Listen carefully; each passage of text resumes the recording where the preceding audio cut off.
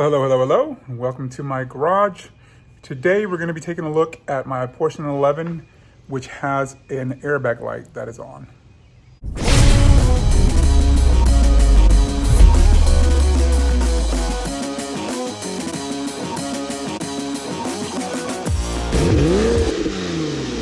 All right, so an airbag light came on a while ago. I was able to reset it. There's a video that I posted on how to reset the airbag light. It stayed off for a little while, but then it came back. I'm getting an error message that it looks like it may have something to do with the passenger side light.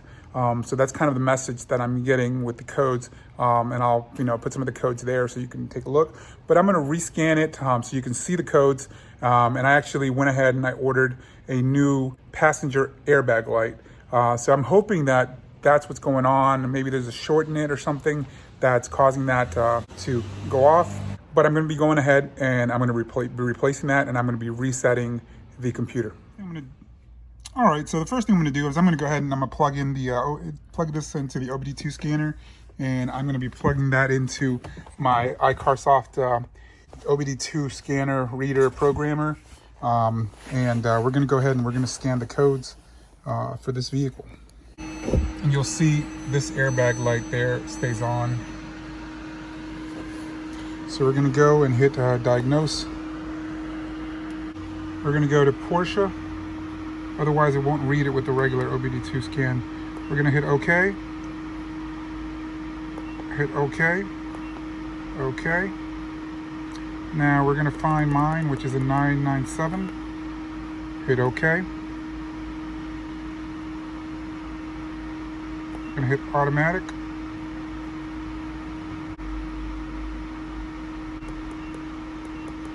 We're going to go to POSIT. Hit OK.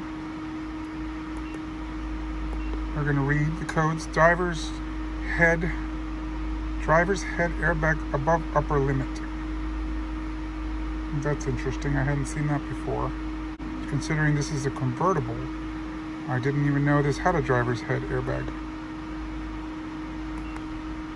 Communication gateway, voltage supply below lower limit.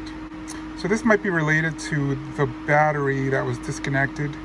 The battery went dead for a while, and I'm guessing that may have something to do with it.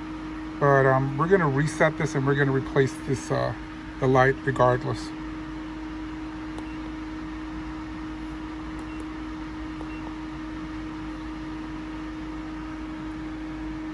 If you want to clear, hit OK. Clear DTCs. Okay.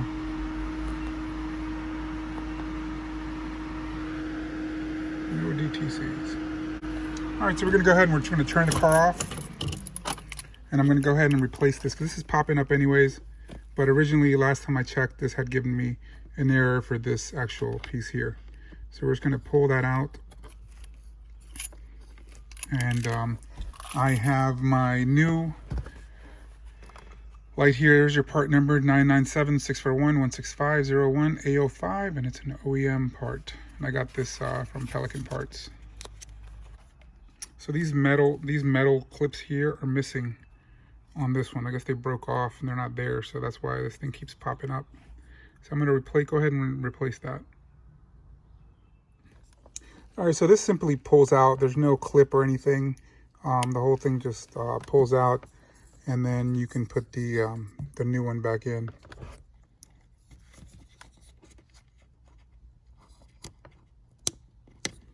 So that's snapped back in, and we're just going to put this back down and apply pressure. That way it'll stay in. It's not going to go loose like the other one was. So this one, for some reason, there were some cracks in it. Not sure what happened to it, if it was removed at some point, but I'm thinking this might have been originally what caused that. So we're going to go ahead and we're going to replace it, and hopefully it'll resolve the issue that we've been having. We're going to go ahead and we're going to restart the car.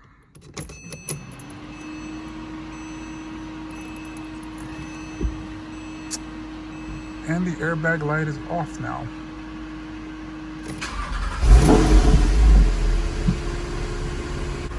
if I put pressure on here, so the light's working. You know, I put pressure on here, it'll tell me that the airbag light is off. If I remove pressure, then it should turn off. So the airbag light is working. So as you can see, the airbag light is working because, you know, if you have a small child there, it'll automatically turn the airbag off. And the airbag light is not coming on, so.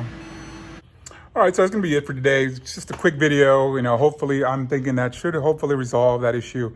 If something else comes up again, I will do an update video later on down the road. But for now, the airbag light, I actually took the car for a drive. The airbag light is off now. I'm not getting any error codes either for the airbag or for the vehicle.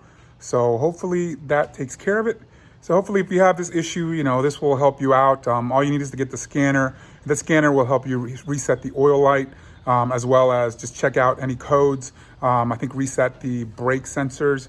There's a couple of things that you can do with that scanner. It's totally worth the money. I changed my oil on my car, and that's something that it pays for itself with your first oil change. So I definitely recommend the scanner. And I'll put a link in the description for the scanner. And hopefully I'll put a link in the description for the airbag light. I don't know if I'll try to see if they have it on Amazon. If I can't find it on Amazon, a lot of times I find stuff on Pelican Parts. And Pelican Parts is one of the places that you know, they specialize also with Porsche, you know, products and Porsche OEM parts. So that's a great tool and, you know, a great place to go to find your parts. So, and the other thing that's coming up on the channel is I'm going to be changing the belt on this. I'm also doing some other service. I'm taking it in to get a PDK clutch fluid replaced, and probably the all-wheel drive transmission fluid. So that's coming up in one of my next videos. But for now, you know, if this helped you out, please go ahead and like, comment, subscribe. You know, hit the notification bell. You know, do it all. And I hope that you're doing well, staying safe out there. You all take care. Bye-bye.